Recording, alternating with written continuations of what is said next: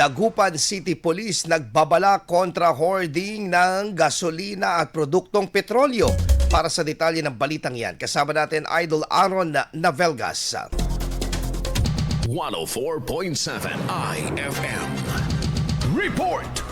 Nagbabala ang Dagupan City Police Office laban sa hoarding o pag-iimbak ng gasolina at iba pang produktong petrolyo kasabay ng pagpapatupad ng mga hakbang ng Department of Energy laban sa ganitong gawain. Ayon sa pulisya, ang pag-iimbak ng labis na supply ng gasolina ay maaaring magdulot ng hindi patas na distribusyon at lumikha ng artipisyal na kakulangan sa supply ng petrolyo. Kaugnay nito, inatasan ng mga himpilan ng pulisya sa lungsod na makipag-ugnayan sa mga opisyal ng barangay upang bantayan ang mga gasolinahan at mga lugar na maaaring pag-imbakan ng gasolina.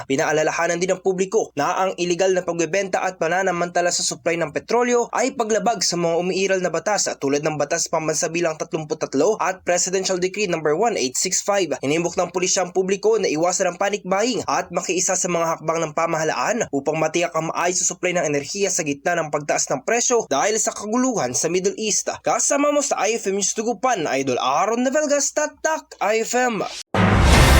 IFM News. IFM News. IFM News.